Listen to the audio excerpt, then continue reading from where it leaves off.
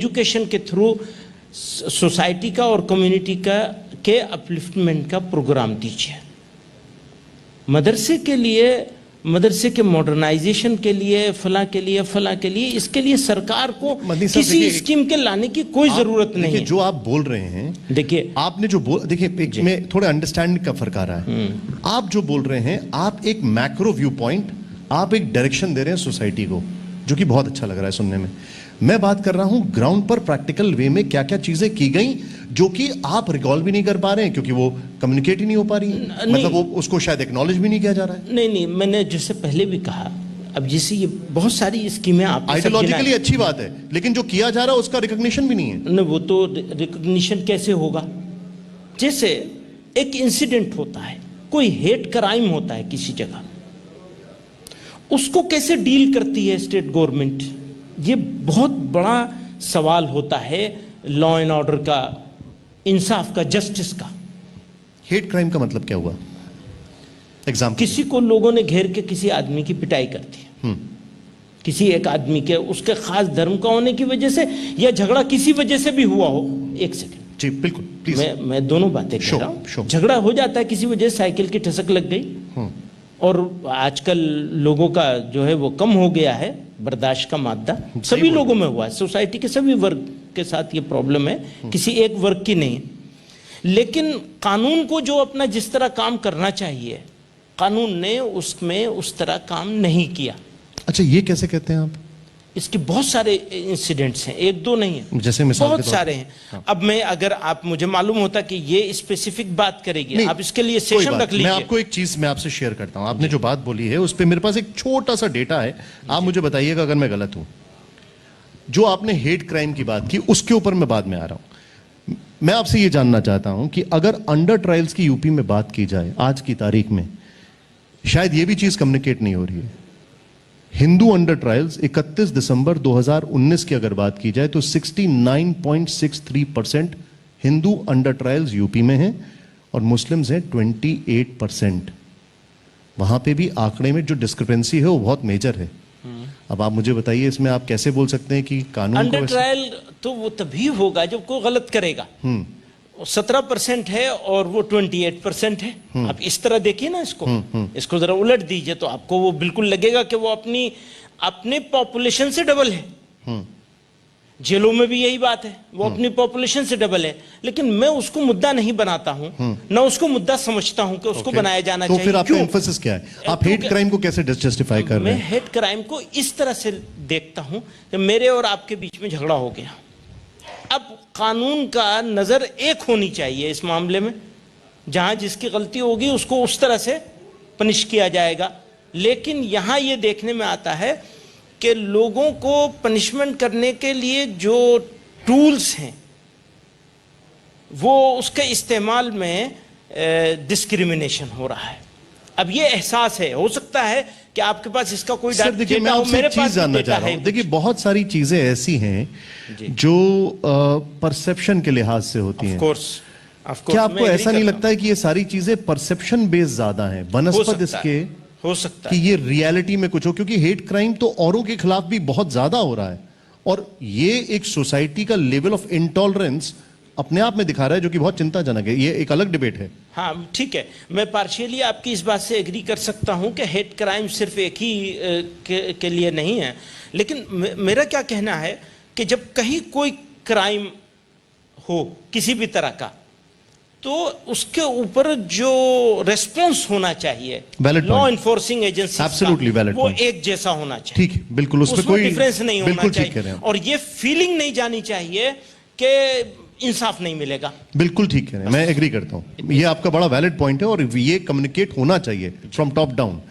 एक चीज मुझे बताइए, अब जितना मुझे याद है और मैंने जो आपका अभी तक देखा है, आपके जो बुजुर्ग हैं उन्होंने खुलकर टू नेशन थ्योरी का विरोध किया जी, किताब तक लिखी जी, उसको अन इस्लामिक कहा जी। आज अखिलेश यादव जी ने जिन्ना की तुलना सरदार पटेल से कर दी। आप क्या कहेंगे इस तुलना पर? नहीं, ये कैसे किया जा सकता है?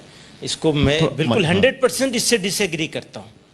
ये उनका ये कहना, हो सकता है किसी वक्त में ऐसे रहे हों जिन्ना साहब, लेकिन अल्टीमेटली जो जिन्ना साहब ने काम किया है और जो उनकी कोशिशों का जो अंजाम हुआ है, वो अंजाम उनको कभी भी ऐसे बड़े लीडरों की सफ में नहीं खड़ा कर सकता।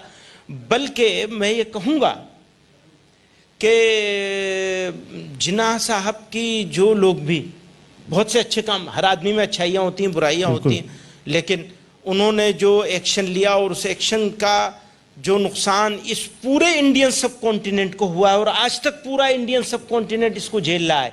सिर्फ पाकिस्तान नहीं सिर्फ इंडिया नहीं झेल रहा है, पाकिस्तान भी झेल रहा है, बांग्लादेश भी झेल रहा है, और सारी चीज़ों पर भी उसका असर पड़ा है, बल्कि दुनिया पर उसका असर पड़ा है। आज दुनिया बिल्कुल डिफरेंट होगी अगर ये पूरा एरिया एक होता।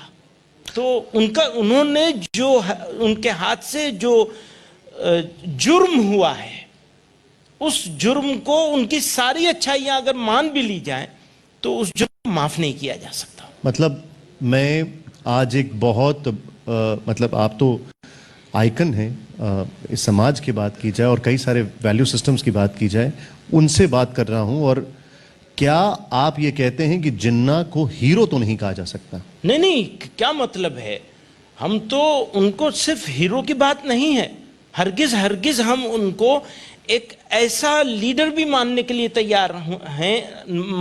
तैयार नहीं हैं जो इंसानियत के लिए, जिसने कुछ एक सोच रखी हो।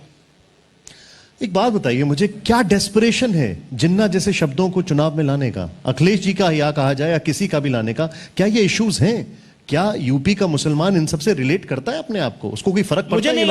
मुझे नहीं लगता कि मुसलमान उससे रिलेट करेगा, एक बात। दूसरी बात यह कि मुझे यह भी नहीं लगता कि उन्होंने मुसलमानों के नुक्ते नजर से कहा होगा।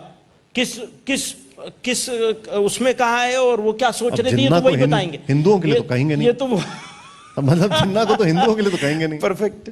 तो लेकिन देखिए, मुसलमान ने जिन्ना के आइडिया को रिजेक्ट किया और इंडिया को चूज किया। मैं हमेशा कहता हूं क्या बात कि हम लोग बाय चांस इंडियन नहीं है, बाय चॉइस इंडियन है। हमने इंडिया को चूज किया, and not even by condition, by choice.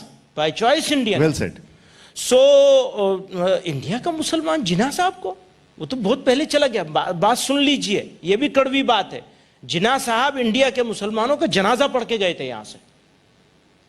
तो जिन्ना साहब को इंडिया का मुसलमान, ये इंडिया के मुसलमान, बड़ी खूबसूरत बात की आपने। ये मतलब ये मेरे लिए एक टैग लाइन है, बाय चॉइस है हम। बहुत अच्छी बात की। मैं आपसे एक और चीज जानना चाहता हूं। अब बाय चॉइस एक साहब अपने आप को यूपी का बता रहे हैं, मुस्लिम्स का सबसे बड़ा फ्लैग बेरर बता रहे हैं, जहां जाते हैं सबसे बड़ा टर्न अराउंड करने का दम भरते हैं। असदुद्दीन ओवैसी, एक मुझे बात बताइए आप, उनकी आइडियोलॉजी से आप लोग कितना इत्तेफाक रखते हैं? नंबर 1। नंबर 2, क्या जो यहां का यूथ है वो असदुद्दीन ओवैसी से कहीं पे भी उनकी तरफ देखता है? देखिए, आइडियोलॉजी की बात कर लें, एक बहुत साफ सी बात है। हमारी ऑर्गेनाइजेशन ने और हमारे बुजुर्गों ने, जिसमें मेरे दादा मौलाना हुसैन अहमद मदनी बिल्कुल आगे के लोगों में से थे। हम लोग उर्दू में बोलते हैं सफ़े अव्वल के लोगों में से थे, पहली पंक्ति के लोगों में से थे, जिन्होंने इस बात का विरोध किया कि मजहब को मुल्क के साथ नहीं जोड़ना चाहिए। क्या बात है। आज हम ऐसी जगह खड़े हैं, अगर कोई पार्टी किसी रिलीजन को रिप्रेजेंट करती है या पोर्ट्रे करने की कोशिश करती है, हम उसके न साथ खड़े हो सकते हैं, न उसका सपोर्ट कर सकते हैं। अब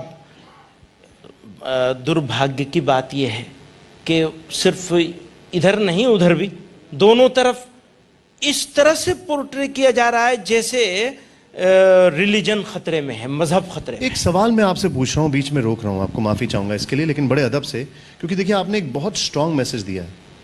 लेकिन अगर बिहार का यूथ असदुद्दीन ओवैसी की पार्टी को ताकत देता है, खासकर मुस्लिम यूथ, महाराष्ट्र का मुस्लिम यूथ पार्टी देता है, तो क्या ये समझा जाए कि इस देश में मुस्लिम लीडरशिप की क्राइसिस है कि ऐसे इंसान की तरफ यूथ देख रहा है? क्या ये समझा जाए?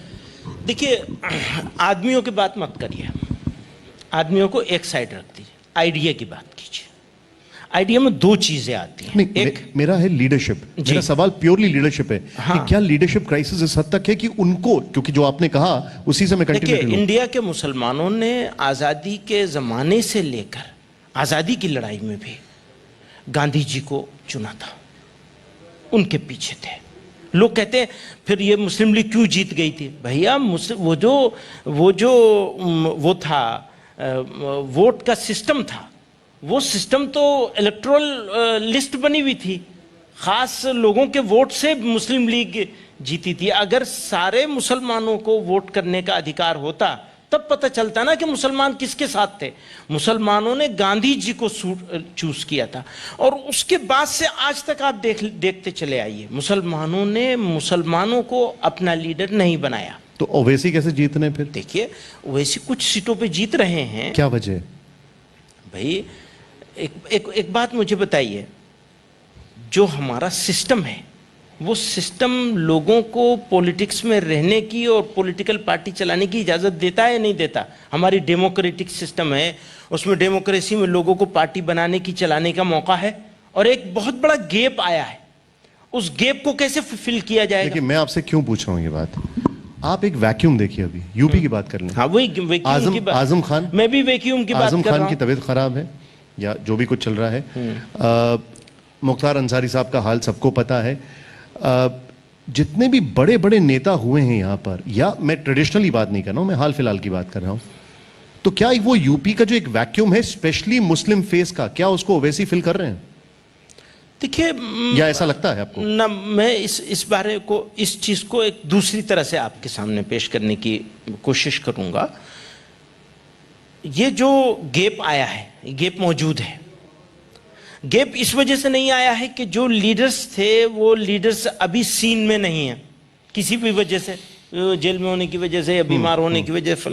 गैप इस वजह से आया है कि लोगों ने डेवलप नहीं किया। एक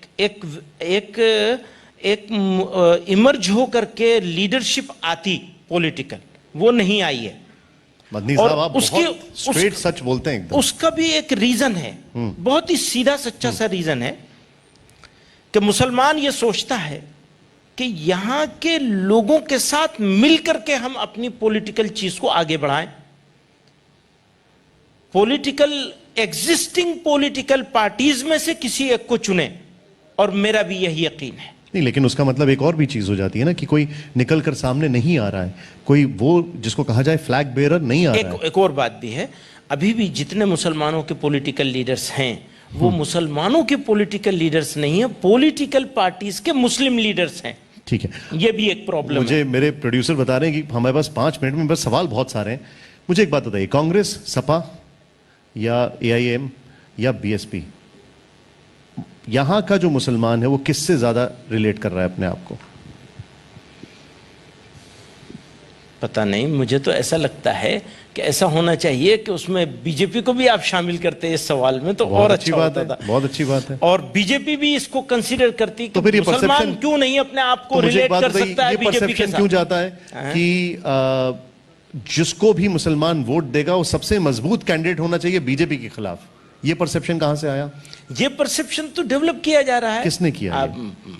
मुसलमान भी हो सकते हैं इसके लिए रिस्पॉन्सिबल, और बीजेपी भी हो सकती है। आप इतने मासूम ना दोनों, देखिए, दोनों ही रिस्पॉन्सिबल हो सकते हैं, बीजेपी भी हो सकती है ना। आप देखेंगे ना, अभी बीजेपी के कैंडिडेट्स की लिस्ट आएगी, अब आप मुसलमान को क्यों जिम्मेदार करार देंगे? बीजेपी को उनकी 5 साल की सरकार में, मैं समझ गया आप क्या कह रहे हैं, जिम्मेदारी उनकी भी तो होती है ना। रिप्रेजेंटेशन वाली बात है, बिल्कुल ठीक है, ये पॉइंट मैं रेज भी करूंगा आने वाले।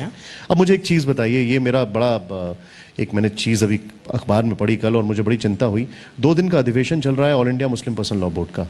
उसमें अरशद मदनी साहब कहते हैं कि जिस तरीके से किसान जीता है, अब NRC और CA पर। ये कहां से सुन लिया आपने? मैं छपा है अखबारों में? नहीं, गलत छपा है। मैं तो उस मीटिंग में मौजूद था, उस मीटिंग में ऐसी कोई बात नहीं कही गई। छपा है अखबारों में सारे सेशन, और बल्कि ये भी लिखा है कि उन्होंने इसके ही प्रोटेस्ट से इंस्पायर होकर अखबारों में छपा है। अब मैं अखबार का नाम तो पब्लिसिटी नहीं करूंगा, अच्छा नहीं लगेगा, लेकिन क्या ये बात सही है? ऐसा है? ना, मैंने कह रहा हूं ना, मैं वहां फिजिकली मौजूद था और सारे सेशनों में रहा हूं। मौलाना अरशद मदनी ने ऐसी कोई बात नहीं कही है। तो मुझे एक बात बताएं, क्या सीए और एनआरसी वहां नहीं कही, आप कहीं प्रेस कॉन्फ्रेंस में कहीं कर दी हो ठीक, point। तो बात अलग है। ठीक, क्या सीए और एनआरसी पर भी अब आप प्रोटेस्ट होते हुए देखते हैं आने वाले समय में? पता नहीं है, वो तो डिपेंड करेगा कि इधर से क्या होगा, तो फिर उधर से भी होगा कुछ ना कुछ जरूर। इधर का मतलब क्या है? इधर का मतलब ये कि सरकार इसके बारे में आगे क्या सोचती है, क्या करेगी, किस तरह लेकर के आएगी, ठीक है, तो उसी के हिसाब से होगी फिर वो। तो मैं अभी उसके बारे में अभी से क्या पेशिनगोई करूंगा। ठीक है। अब मैं आपसे कुछ 2-3 इंटरनेशनल लेवल पे सवाल पूछना चाहूंगा। अफगानिस्तान, जहां पर आपके फाउंडर्स ने सरकार बनाई है, जितना मुझे आपके पता है। फाउंडर्स ने क्या मतलब अगर दोयबंद की बात की जाए, और जहां तक अगर मैं गलत नहीं हूं तो किस तरीके से वहां पर मथुरा के राजा को बनाया गया, आपने जो बताया हाँ था वो तो प्रेसिडेंट, बिल्कुल। तो वहां पे तालिबान का राज, और तालिबान की जो सोच है वो अपने आप को देवबंद से इंस्पायर बताते हैं, वो बताते हैं। मैं आपसे ये समझना चाहता हूं कि वो तालिबान की जो सोच है भारत का जो यूथ है उसको कितना इन्फ्लुएंस कर सकती है। मेरा सवाल ये है कि वो कितना इन्फ्लुएंस कर सकती है, क्या ये यहाँ का यूथ वहां से इन्फ्लुएंस हो सकता है? मुझे एक बात बताइए, आपके पड़ोस में मालदीव है, मालदीव में टोटल पॉपुलेशन करोड़ में नहीं है, और वहां से कितने लोग आईएस की लड़ाई के लिए सीरिया गए थे? इंडिया में मुसलमानों की कितनी पॉपुलेशन है, और यहां से कितने लोग थे जिन्होंने जाने की कोशिश करी है? आप कंपेयर करेंगे तो अपना परसेंटेज कुछ बनता ही नहीं है। बिल्कुल ठीक, नंबर ही नहीं बनते तो परसेंटेज कैसे बनेगा? इससे पहले अफगानिस्तान की लड़ाई चल रही थी, उसमें भी बहुत से मुल्कों के लोग आए, लाए गए, वही लोग जिन्होंने बाद में 20 साल तक अफगानिस्तान में लड़ाई लड़ी, 55-54 मुल्कों ने, उन्हीं मुल्कों ने वहां के लोगों को इक्विप्ड किया और वो लड़ाई लड़वाई। ठीक है ना? उनको इस जगह तक पहुंचाने वाले यही है, वेस्ट है। अब उस जमाने में सारी दुनिया से लोगों को लाया गया, उस जमाने में इंडिया से कितने लोग गए? इंडिया का मुसलमान इंडिया के साथ ही अपने आप को रिलेट करता है, और इंडिया के साथ इंडिया की भलाई में अपनी भलाई समझता है। और एक और बात है, इंडियंस की खुसूसियत है, हमारे इंडियंस की खुसूसियत यह है कि ये एग्रेसिव नहीं होते। वो खुसूसियत इंडियंस की है तो वो मुसलमानों की भी है और सारे लोगों की भी है।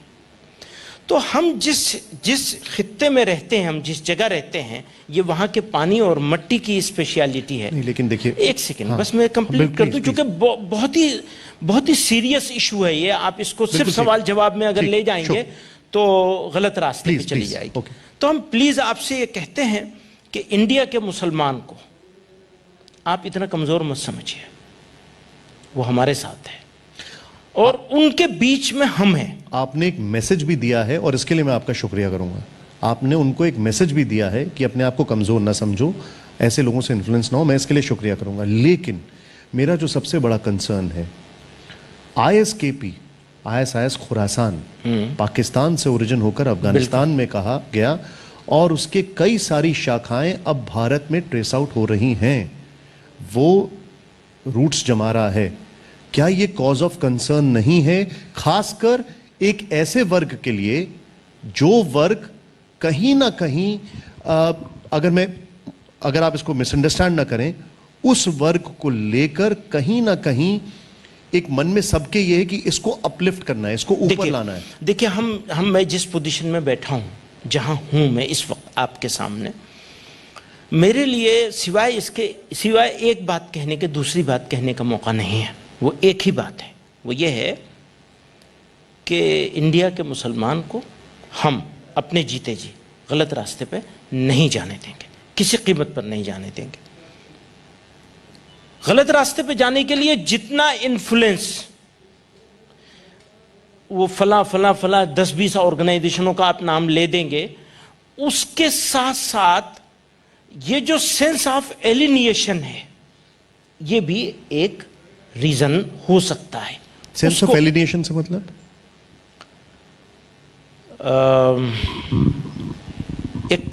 एक खास माहौल पैदा किया जा रहा है। कौन कर रहा है? लोग कर रहे हैं, रोजाना ऐसे इंसिडेंट्स हो रहे हैं। आप एक बात समझिए, अगर कोई आदमी हमारे पैगंबर को गाली दे, सीधे सीधे गाली दे, और मैं उसके खिलाफ एफआईआर करने की कोशिश करूं, यह मेरा फंडामेंटल राइट है। एब्सोल्युटली। मैं इससे महरूम किया जा रहा हूं। कोई एग्जाम्पल है आपके? हाँ, मेरा अपना खुद का है। क्या बात कर रहे हैं आप? कब हुआ? मैंने कर रखी है एफआईआर करने के लिए दे रखा है। हाँ। और इसको 5 महीने गुजर गए हैं। कहां पर है, कहां का हुआ ये इंसिडेंट? दिल्ली का है। एफआईआर को एंटरटेन नहीं किया जा रहा है। दिल्ली में? जी हां। अब आप ये बताइए कि ऐसी सिचुएशन में क्या होगा, मुझे बता दीजिए आप। नहीं, ये तो बहुत चिंताजनक जी हाँ। बात बताने। यही हो रहा है। मैंने एफआईआर की हुई है, उन्होंने रिसीव करके दे दिया, एफआईआर नहीं किया। कंप्लेंट ले लिया, उसको कंप्लेंट बना दिया, एफआईआर को कंप्लेंट बना दिया दिल्ली पुलिस ने, मेरे एरिया के एसएचओ ने, जहां मेरा ऑफिस है, जमीयतुल माहिंद का ऑफिस है। दिल्ली पुलिस हेडक्वार्टर की नाक के नीचे बैठे हैं, वहां ऐसा हो रहा है। आपने किसके खिलाफ एफआईआर की थी? अब नाम नहीं लूंगा, यहां नाम नहीं लूंगा आपके पास, ठीक, ठीक। चूंकि इशू वो नहीं है, इशू लार्जर है।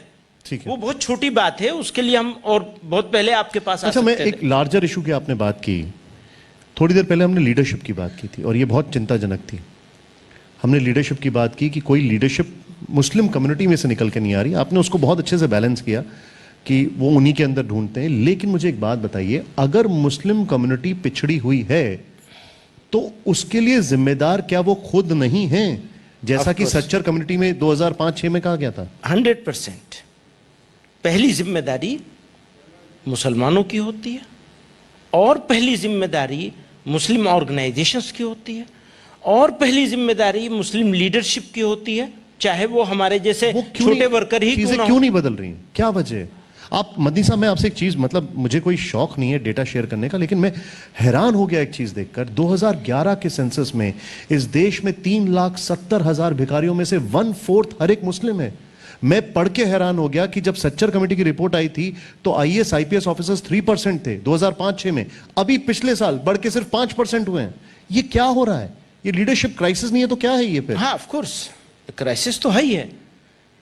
हमेशा एक लंबा समय मुसलमानों का गुजरा अपनी सर्वाइवल में। पहला डिकेड, पहले 2 डिकेड तो सफाई देने में गुजरे। ये जी हमने पाकिस्तान नहीं बनाया है, मुसलमान रेस्पॉन्सिबल। अरे सर, ये ना अरे ये साहब, इस देश के राष्ट्रपति, हम गुजरे, उपराष्ट्रपति, नहीं, गवर्नर, देखिए ये चीफ इंफॉर्मेशन ऑफिसर, ये सारी बहुत मिसालें हैं। देखिए, मैं इससे भी बड़ी मिसाल दूंगा आपको। इस देश के लोगों ने एपीजे कलाम को जो मोहब्बत दी, क्या किसी दूसरे साइंटिस्ट को ऐसी मोहब्बत मिली है? सर, जब निकल के आएगा तो मिलेगी भी। यही नहीं, मैं दूसरी बात कह रहा हूं।